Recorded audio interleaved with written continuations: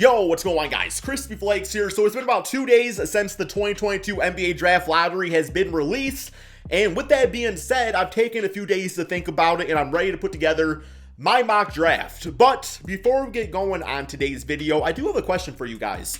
Because I've been basing my entire draft based off of this stipulation and I need to know.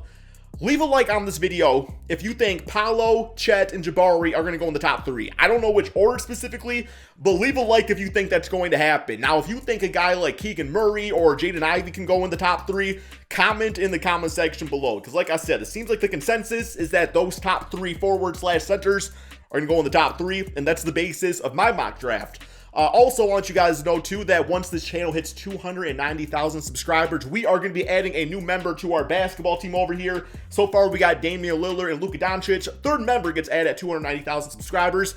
Without further ado, let's go ahead, man, hop over to Fanspo and check out this mock draft.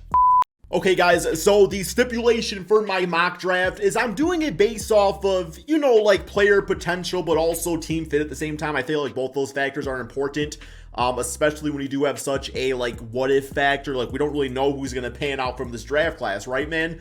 Also keep in mind, I am only doing the lottery. Once the actual draft rolls around and I have more time to look at the prospects and, check out the different workouts and all that good stuff, I will probably do a full first round and maybe even second round mock draft. But the draft is still 2 months away and I still have a lot of research to do. So I thought this was probably the best way to do it for right now. So the first pick we have is to the Orlando Magic. So I do have my selections on my screen over here and also a little one-liner breakdown just talking about the player. So I think out of the top 3 big guys, I think the best fit for the Orlando Magic is no doubt Jabari Smith, man. The reason I say Jabari Smith here is because, they already have Wendell at the center spot. I think Chet and Paolo could both play next to Wendell, but Jabari's... Okay, this is what it says. It says, has the size and length and picture-perfect shot to become an elite scorer and the versatility on defense to become a two-way star. And the comparison I saw to him before was a two-way Rashard Lewis. I just think it's perfect, man. I just think he's a great fit next to what that team's already doing. Him combined with Suggs in transition could be nasty as heck. I love it. Jabari Smith to the Orlando Magic. All right, next up we have the OKC Thunder. So this team, in my opinion, definitely needs a center. While he's listed as a power forward, I do think that Chet is a center in the NBA. And to be quite honest, just the other day, he was asked who's going to become the best player in the NBA, or who is the best player in the NBA, and Chet said him in 2 months when he gets drafted. So that's I like the confidence, but also, plus 300 fans, negative 700 team. If it's 2K related, you know what I'm saying? But yeah, man. So yeah, we got Chet, and here's the one line for him. His length and size makes him an elite shot blocker on defense, but his skinny frame could hurt him against larger post players. And we'll see about that. We always got guys that are getting, if they're skinny and going to the NBA, just they're going to be a bust automatically. That's no guarantee. Look at Kevin Durant, look at Giannis, look at Kristaps. Guys can bulk up or guys can play skinny and be dominant, right, man? But yeah, I do like the fit of Chet a little bit better than Paolo. I think Paolo's more of a power forward, and this team just needs their inside center. I think that could be Chet playing with Shai Gilgeous. Absolutely love the fit, man. So yes, we have him on the team right there. Next up, we have the Houston Rockets. So looking to add on to last year's second overall pick, Jalen Green. And I'm sure you guys already know who I'm going to go with in this case, Paolo Banchero. The reason I love him being available at the third spot right here is, like I was saying, he is more of a power forward in my opinion, but also I like Sengun on this team. I feel like Sengun is a starting center eventually, and I don't know, man, just last year, especially in the summer league, looked really good and everything like that. So I think it still allows them to develop him and have Paolo, and that's your front court for the future. So for Paolo, it says his size and athletic ability makes him a perfect fit in today's NBA, should be able to contribute right away and eventually progress into a perennial all-star. So that's perfect next to Jalen Green, and I think exactly what the Rockets need right there, man. So that's my top 3. So after that, it gets a little bit murky. What's exactly going to go down? So, next up, we got the Sacramento Kings. So the Sacramento Kings, a lot of different directions they could go with this pick right here. So, obviously they trade away Tyrese Halliburton because he is more of a natural point guard, and it is De'Aaron Fox's team at that point guard spot. So, you got Jaden Ivey, who's point guard / shooting guard, could definitely work in the backcourt with them. You got Sharp, we don't really know too much about Sharp yet. But 6'6" shooting guard and everything like that, crazy athleticism. You look at what the team already has, and they, with having Fox at point guard, they do have Dante DiVincenzo, which I don't know if he'll be there long term. Doesn't seem like he's too happy with management. Obviously, you got Sabonis on the team now. You got Davion Mitchell, who they drafted last year, which makes you think, they want like another like point guard type. I've seen Kings fans go over the place with this. I do think that their best selection is Keegan Murray. I think he can play that power forward spot next to Sabonis. I think is an instant bucket for the team out there, man. And, it allows it to be De'Aaron Fox. Still got the Davion Mitchell, Don DiVincenzo type of rotation. You got Harrison Barnes who you could trade away, or you could start him at small forward, and that'd be completely fine, man. But for Keegan Murray, 6'8" player, says good decision maker with the intelligence and athleticism to become a reliable defender on either big men or wing. Steady jump shot that should improve with time. So that defense right there already makes you excited about him playing next to Sabonis and what he could provide there. All right. Next up, we have my Detroit Pistons. So, for one, I do want to say that there's Kings fans saying, oh, Crispy, you just want Jaden Ivey or Shadon Sharp. Like, I'll be happy with either one of those dudes. So, if the Kings do want to take Jaden or Sharp, that's completely fine. Like, I'll be happy getting the other guy right here. But I have already came up with nicknames for both these dudes. Ivy is Poison Ivy, and Sharp is Sharp Cheddar, man. I love those nicknames. I just thought of them, and I liked it a lot. As a Piston fan, I think Jaden is more of the sure thing. People tell me he got a damn Ja Morant athleticism. So, I like that already right there, man. But also, seems like that combo guardist would work well playing with Cade or Killian Hayes at times too. So for Jaden, that is who I'm going to go with here. And it says ultra athletic guard in the mold of Ja Morant. Well, there we go. He can create his own shot with a quick first step. Will need to improve defensively to become elite. So we're going to go with Jaden Ivey, man, to the Detroit Pistons. If we get Sharp, though, I'll be just as happy. All right, next we have the Indiana Pacers with the 6th pick here in the draft, a team that committed to the rebuild.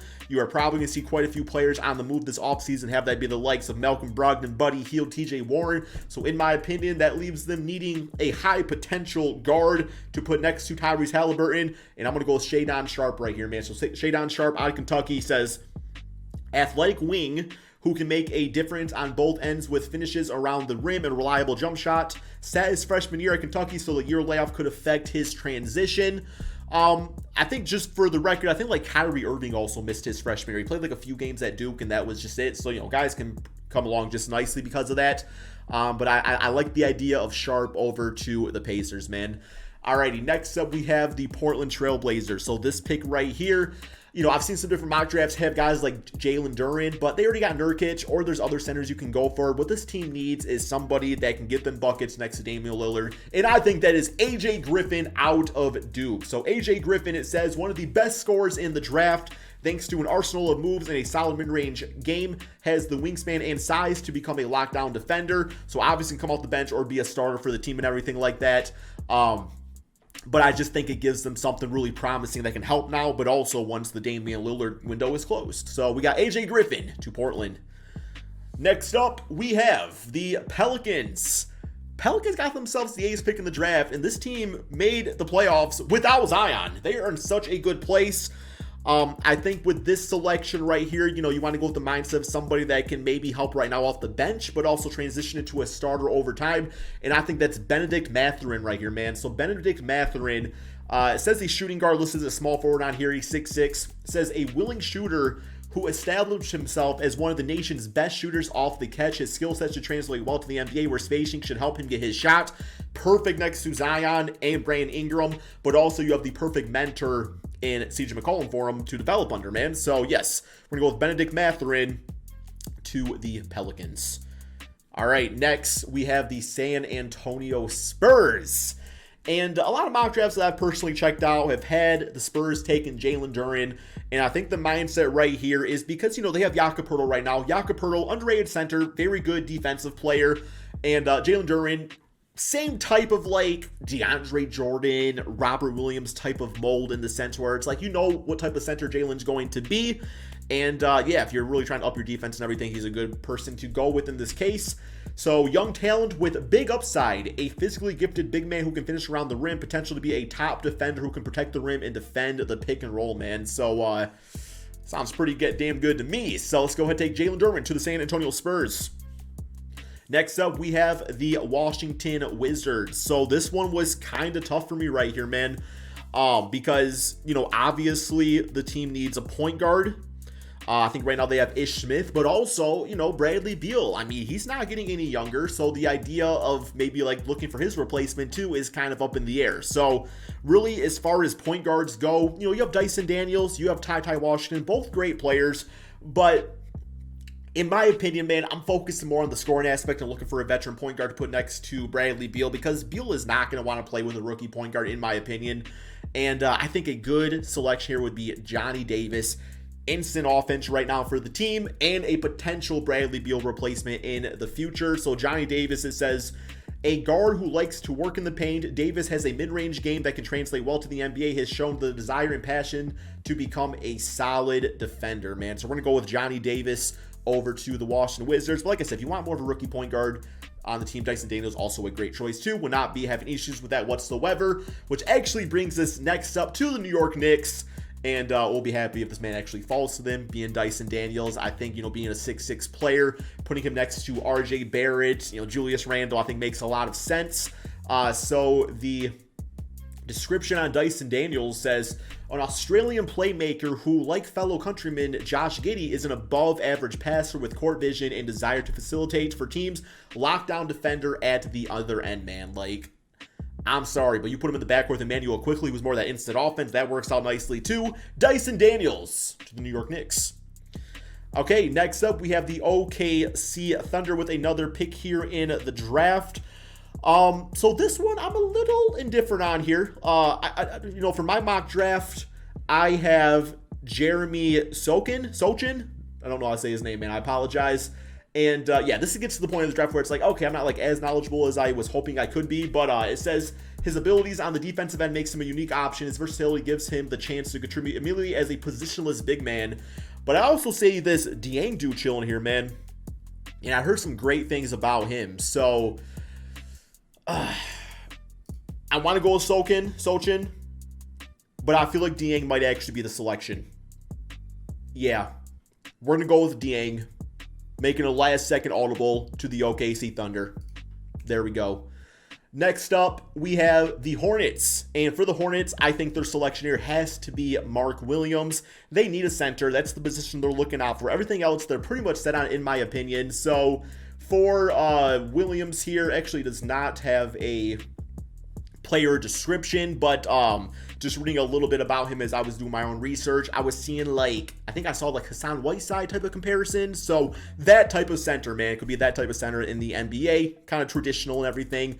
Average 11.7 rebounds per game. Looks like he might be a little bit of a project for the team, but yeah, Mark Williams over to the Hornets. Next up, we have the Cleveland Cavaliers, and pretty much every single Cavs fan that I have talked to wants Ochai Agbaji out of Kansas, and he is a senior, so I mean, this is going to be a player that's going to be able to help them instantly. Those senior players, man, they're like ready to rock and roll in the NBA. Says an elite shooter, shot 40% from three at 22 years old. He's older than other prospects, but also has experience from his time at KU. Perfect for what the Cavaliers need, so he's going to be on the team right here. And there we have it, man. That is my mock draft. Is it perfect? Well, I don't know if it's perfect. But I think I've made my case for a lot of the players up in here. So what do you guys think? Let me know in the comment section below. Thank you all so much for watching, and peace out, my friends.